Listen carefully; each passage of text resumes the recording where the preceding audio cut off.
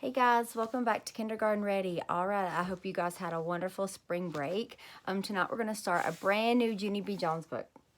Junie B Jones and some sneaky peaky spying. This is one of my favorites, okay? It's written by Barbara Park and is illustrated by Denise Brunkus. Okay, you guys ready? All right, let's go.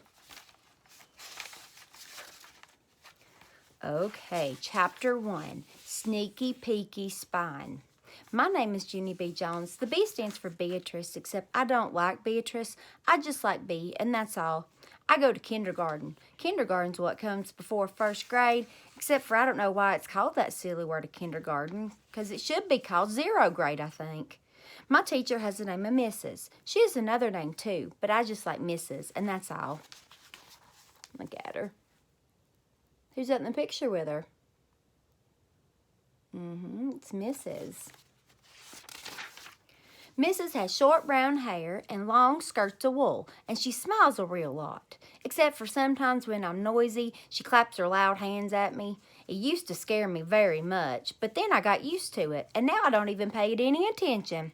I wish Mrs. lived next door to me. Then me and her would be neighbors and bestest friends. And also, I could spy on her. Spying is when you be very quiet and you look at people through a peeky hole or a crack or something. I'm a very good spyer. That's because I have sneaky feet and my nose doesn't whistle when I breathe. Last Friday morning at Grandpa Miller's house, I hid it in the dirty clothes hamper. Then my grandpa came in the bathroom, and I lifted up the lid a teeny bit, and I peeked my eyes at him, and guess what? Grandpa Miller took out his whole teeth right out of his head, that's what. I popped right out of the hamper. Look at her.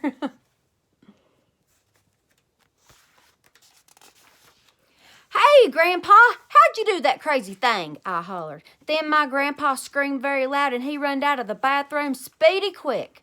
Grandpa Miller has high blood pressure, I think. Pretty soon, Mother hurried to the bathroom with angry feet. That's it, she yelled. No more spying. This is the last time I'm telling you. Do you hear me, Missy? Do you? Yes, I said, 'cause you're hollering right in my ear, that's why. Then Mother took me home, except for she kept on staying mad at me. Find something quiet to do, she said kind of growly. Your baby brother has to take his morning nap. So then I thought and thought about what to do, and then a very great idea popped into my head. First, I took off my loud shoes, and then I tippy-toed into baby Ollie's room in just my sock feet, and I spied on him through the bars in his crib. I predict she's going to get in trouble. What do you think? I think so. 'Cause what could be quieter than sneaky peeky spying, of course. Only too bad for me because that boring old baby just kept on sleeping and sleeping, and he wasn't being fun, so that's how come I accidentally blowed on his face. And then I tickled his nose with the ribbon, and I shouted, "Wake up!" in his ear. And guess what? Ollie opened his eyes, that's what. Then he started crying very loud, and Mother run into his room, only she didn't even see me because I quick hid it in the closet.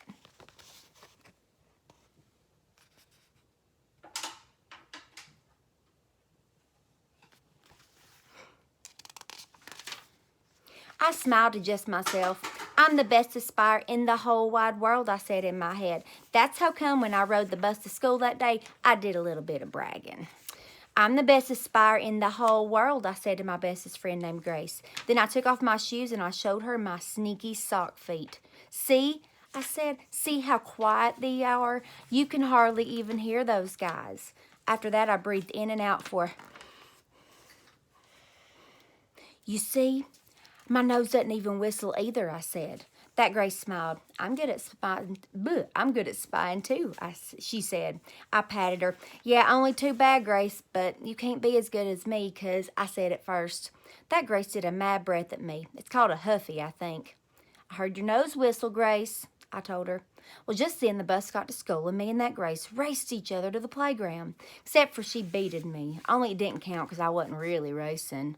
Then we played horses with my other bestest friend named Lucille. Only pretty soon the bell rang, and we all run to room 9 speedy quick.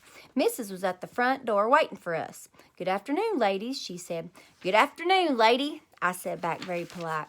Then Mrs. smiled at me.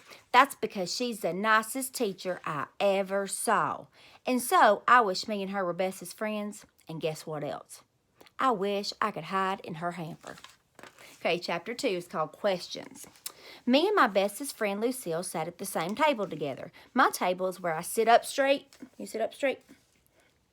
And I do my work. And don't talk to my neighbor, except I keep on forgetting that part.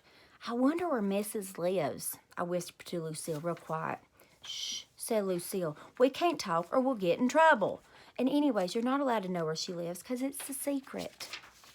"Says who?" I asked. "Says my brother, that's who. And he's in the 3rd grade. And he says teachers have to keep their house a secret or else kids might go there and throw rotten tomatoes." I did a huffy at her. "Yeah, only I don't want to throw rotten tomatoes, Lucille," I explained. "I just want to hide in her hamper. That's all." "I don't care," she said. "You're still not allowed because my brother said so. And he knows more than you do. So there." I made an angry face. "So there is not a nice word, Lucille," I said. Then I made a fist at her, except for Mrs. saw me, so I had to unfold it.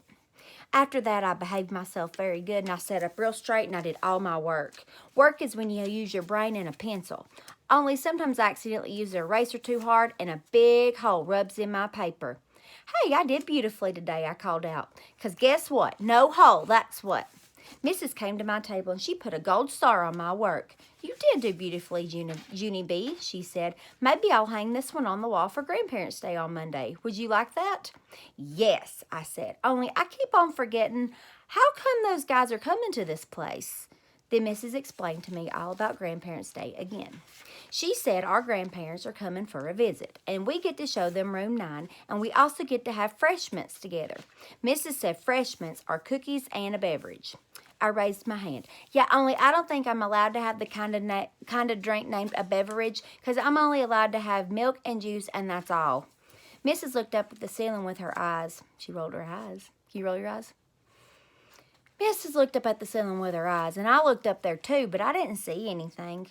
How many of you think you can bring cookies on Monday?" asked Mrs. I can, I hollered real excited, because my mother is the bestest cookie baker in the whole world, that's why.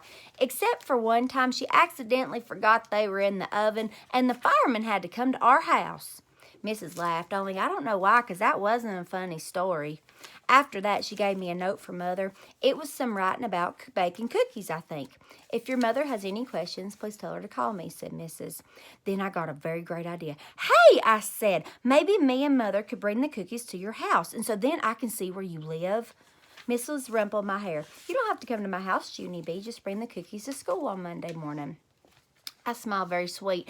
"Yeah, only I want to see where you live," I said. Then Mrs. turned around and she walked back to her desk. That's how come I had to follow her. "Do you have the rich kind of house or the regular kind of house?" I asked her, because I just have the regular kind of house. Except for Mother says wants the rich kind, only Daddy says lots of luck. Mrs. pointed at my chair. That means sit down, I think. "Yeah, only do you have a Daddy that lives at your house too? Are there any pictures of him in your wallet? Let's look in there, okay? Do you have a secret compartment? Because my Grandpa Miller has one of those things with $50 in it, only don't tell Grandma." Mrs. took my hand, and then me and her walked back to my table. Look at her getting in trouble.